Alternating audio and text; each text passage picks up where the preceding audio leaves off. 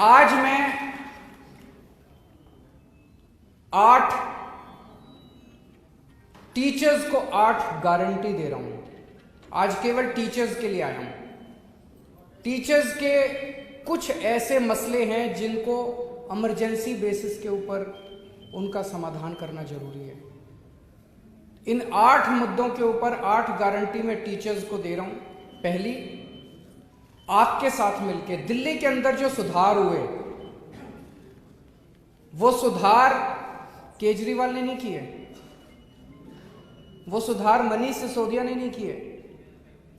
दिल्ली के अंदर शिक्षा के क्षेत्र में जितने सुधार हुए वो दिल्ली के टीचर्स ने किए। हमने तो केवल अच्छा माहौल दिया था उनको, हमने अच्छा माहौल दिया और दिल्ली के टीचर्स ने कमाल करके दिखा दिया, जादू करके दिखा दिया। पहली गारंटी ये है कि पंजाब के अंदर भी माहौल बदलेंगे, टीचर्स को अच्छा माहौल देंगे और टीचर्स के साथ मिलके पंजाब के शिक्षा के क्षेत्र में क्रांति लेके आएंगे, जैसे दिल्ली के अंदर लेके आए थे। ये हमारी सभी टीचर्स को और पेरेंट्स को गारंटी है। इसका मैं पूरा मसौदा तैयार कर रहा हूं मनीष सिसोदिया जी के साथ। कुछ दिन के बाद मैं दोबारा आऊंगा आपके बीच में, उस दिन शिक्षा पे बात करेंगे। आज केवल टीचर्स की बात कर रहे हैं। दूसरा, मेरे पास कुछ टीचर्स मिलने के लिए आए, बोले जी 18 साल हो गए हमको काम करते, अभी तक कच्चे हैं। मैंने उनसे पूछा कितनी तनख्वाह मिलती है। भगवंत मान जी भी मेरे साथ बैठे थे कल। मैंने पूछा कितनी तनख्वाह मिलती है। आपको जान के ताज्जुब होगा, 18 साल काम करने के बाद एक टीचर को 10,000 रुपए महीना तनख्वाह मिलती है। इतनी दुर्गति टीचर्स की, इतना अपमान टीचर्स का। दिल्ली के अंदर न्यूनतम मिनिमम वेज, अनस्किल्ड लेबर, अगर कोई अनस्किल्ड लेबर 1 महीना काम करता है तो उसको मिनिमम वेज 15,000 रुपए मिलते हैं दिल्ली के अंदर। टीचर्स को यहां पे मिनिमम वेज भी नहीं मिलता, मिनिमम वेज के बराबर भी नहीं मिलता उनको केवल 10,000 रुपए महीना टीचर्स को मिलता है। और वो बोले जी 10,000 तो मैक्सिमम है। कई टीचर्स ऐसे हैं जो 3,000 पे काम कर रहे हैं, कई टीचर्स ऐसे हैं जो 5,000 पे काम कर रहे हैं। 18 साल काम करने के बाद भी कोई आउटसोर्सिंग पे है, कोई कॉन्ट्रैक्ट पे है। तो सबसे पहली चीज, सरकार बनने के तुरंत बाद जितने टीचर्स आउटसोर्सिंग पे काम कर रहे हैं और जितने टीचर्स ठेके पे काम कर रहे हैं, उन सब लोगों को पक्का किया जाएगा।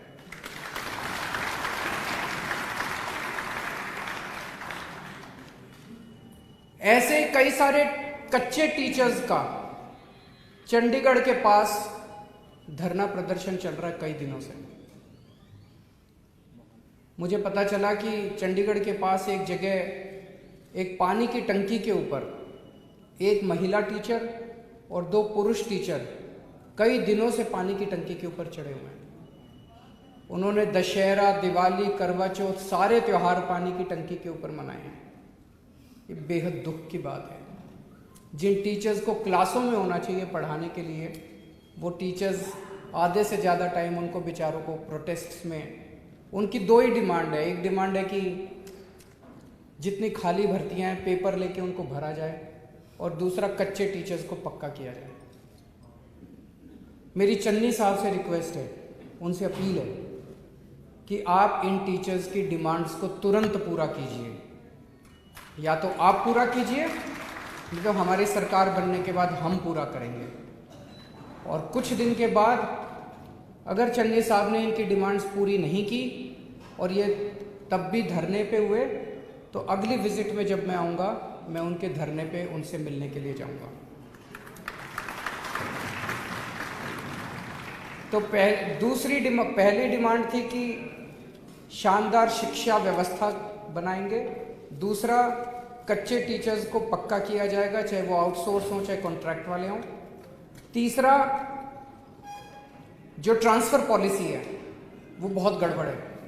कल एक टीचर मेरे से मिलने के लिए आए, उन्होंने कहा जी टीचरों की कमी है, तो कई टीचर्स को 2 ड्यूटी दे देते हैं, भाई ये तेरा चार्ज है और ये एडिशनल चार्ज है। उनका एक ड्यूटी एक स्कूल में है और दूसरी ड्यूटी दूसरे स्कूल में, 3 दिन स्कूल में, 3 दिन स्कूल में, और दोनों स्कूलों में 200 किलोमीटर का फासला है। बताओ कोई कैसे काम कर सकता है? एक आदमी के पास 2 चार्ज हैं, 3 दिन इस स्कूल में पढ़ाएगा, 3 दिन उस स्कूल में पढ़ाएगा, और दोनों स्कूल जो है 200 किलोमीटर दूर है।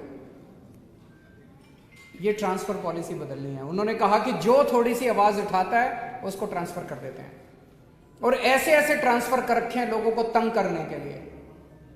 दिल्ली में हमने ट्रांसफर पॉलिसी बदली। आज दिल्ली में साल के बिगिनिंग में हर टीचर से पूछते हैं कि आपको किस स्कूल में जाना है। हमें लगता है कि टीचर को दुखी करके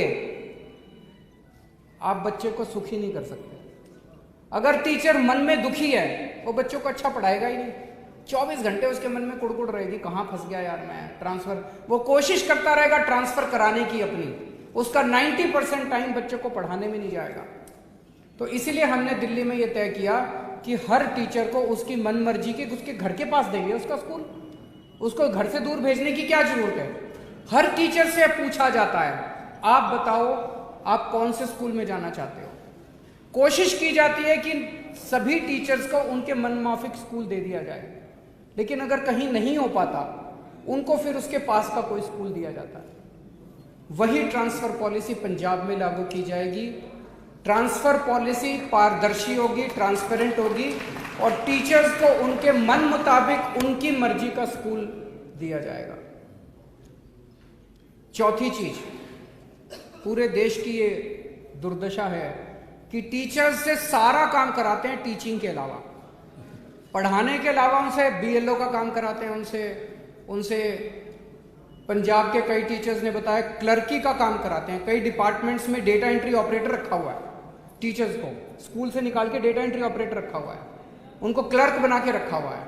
उनसे बीएलओ का काम कराते हैं, उनसे जनगणना का काम कराते हैं, सारे काम कराते हैं, टीचिंग का काम नहीं कराते। बस दिल्ली में हमने आदेश पारित करके सारे काम विड्रॉ कर लिया। हमने कहा कि टीचर केवल टीचिंग का काम करेगा और टीचिंग के अलावा अब कोई टीचर बीएलओ नहीं है, कोई टीचर जनगणना का काम नहीं करता, कोई टीचर दूसरा काम नहीं करता। हाँ, अभी कोरोना के टाइम में जब स्कूल बंद थे उस वक्त हमने कोरोना का रिलीफ वर्क टीचर से कराया था। इसके अलावा टीचर से कोई दूसरा काम नहीं कराया जाता। जैसे दिल्ली में किया ऐसे ही पंजाब में भी टीचर्स के से जो नॉन टीचिंग का सारा काम है वो वापस लिया जाएगा, उनसे कोई दूसरा काम नहीं कराया जाएगा। पंजाब के अंदर टीचर्स की ढेरों वैकेंसीज हैं। एक तरफ टीचर्स की वैकेंसीज हैं और दूसरी तरफ टीचर्स बेरोजगार घूम रहे हैं। तुरंत जैसे ही सरकार बनती है ये सारी वैकेंसीज एग्जाम लेके सारी वैकेंसीज तुरंत भरी जाएंगी, ताकि बच्चों को और पेरेंट्स को अपने टीचर्स मिल सकें और टीचर्स को रोजगार मिल सके। जैसा मैंने कहा कि दिल्ली के अंदर इतनी शानदार जो व्यवस्था हुई शिक्षा की वो टीचर्स ने करी। उन टीचर्स को ट्रेनिंग देने के लिए और मोटिवेट करने के लिए आपको जान के ताज्जुब होगा, हमने टीचर्स को और प्रिंसिपल्स को विदेशों में भेजा ट्रेनिंग करने के लिए। हमारे टीचर्स फिनलैंड गए, कनाडा गए, न्यूजीलैंड गए, इंग्लैंड गए, अमेरिका गए।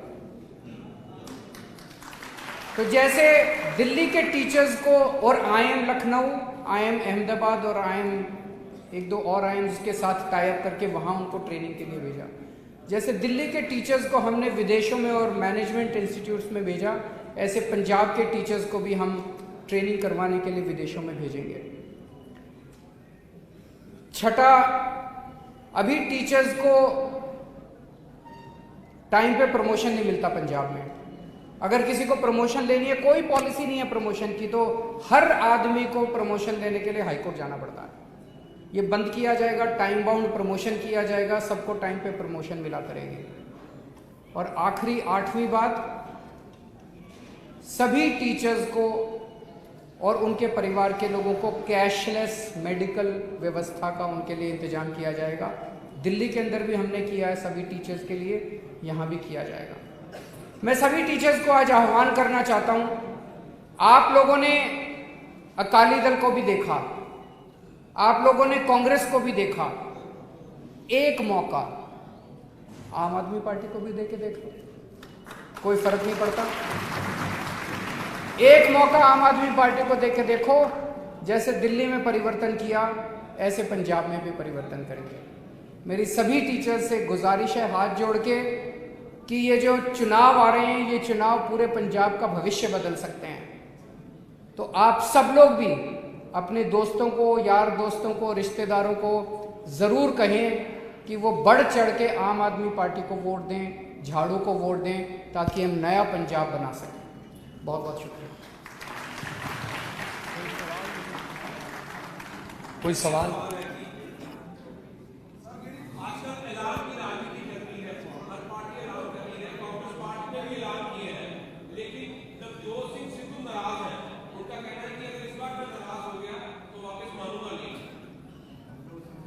अगर इस पर नाराज हो गया तो मैं मानूंगा नहीं। कल बोला था।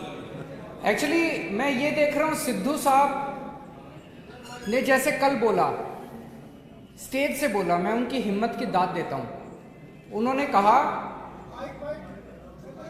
चन्नी साहब ने बोला कि मैंने रेत माफिया खत्म कर दिया। चन्नी साहब ने कहा कि मैंने रेत 5 रुपए फुट कर दिया।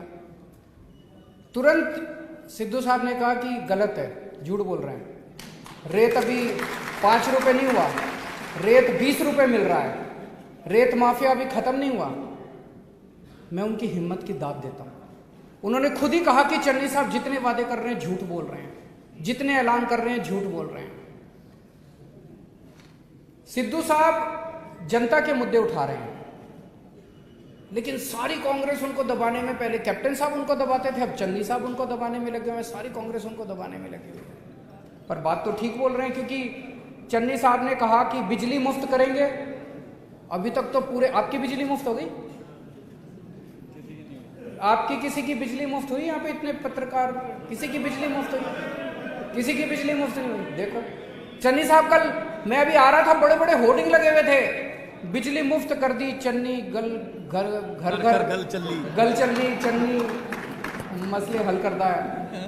तो मैंने तो जनता से पूछा जी बिजली मुफ्त हो गई? बोले जी नहीं हुई।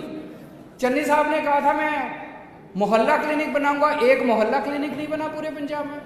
चन्नी साहब ने व्यापारियों को बोला मैं भ्रष्टाचार खत्म कर दूंगा, कोई भ्रष्टाचार खत्म नहीं हुआ। कल चन्नी साहब क्या क्या आए हैं ऑटो वालों को कि मैं तुम्हारे चालान खत्म कर दूंगा, देखते हैं होते हैं कि नहीं होते हैं।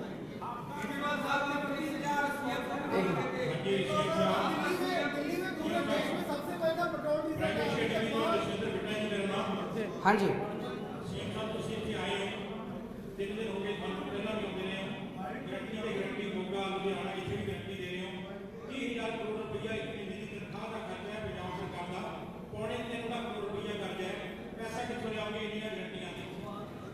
देखो जी,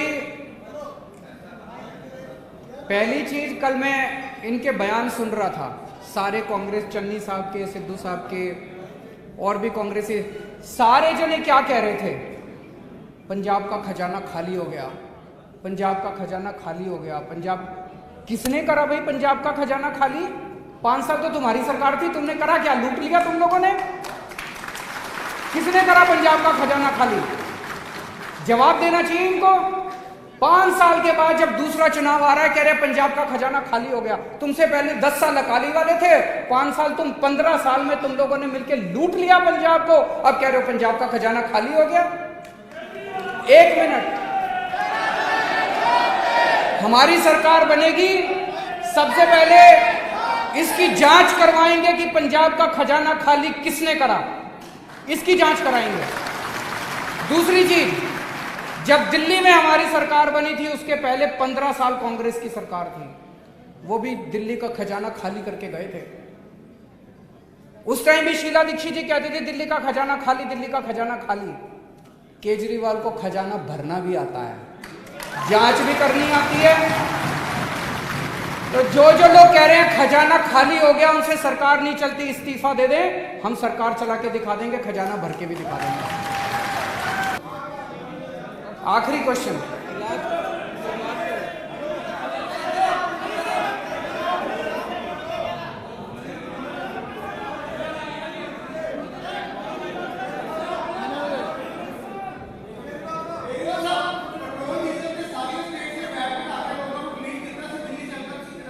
करेंगे जी, इंतजार करो, इंतजार का फल मीठा होता है। करेंगे, मेरी गारंटी है।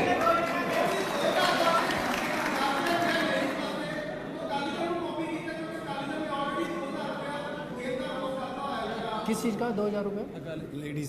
लेडीज को 2000 देंगे? मतलब ब्लू कार्ड वाली लेडीज को देंगे। अच्छा, 2000 रुपए महीना देंगे हर महीने? अकाली दल पे क्या सरकार ही नहीं बन रही जिसकी वजह तो जनता तय करेगी कि उनको केजरीवाल की गारंटी पे भरोसा है कि अकाली दल। मैं एक चीज और कहना चाहता हूँ, मैंने अभी 2-3 दिन पहले उनका इंटरव्यू देखा था, चन्नी साहब का। वो कह रहे थे कि असली आम आदमी तो मैं हूँ। बोले मेरे को गिल्ली डंडा भी खेलना आता है, मेरे को गाय का दूध निकालना आता है। तो बोले असली आम आदमी मैं हूँ, वो केजरीवाल जो है वो आम आदमी नहीं है। मैं उनसे 100% सहमत हूँ। मेरे को गिल्ली डंडा खेलना नहीं आता, मेरे को कंचे खेलने नहीं आते, मेरे को बच्चों के स्कूल बनाने आते हैं, मेरे को अच्छी शिक्षा देनी आती है, मेरे को बच्चों का भविष्य बनाना आता है,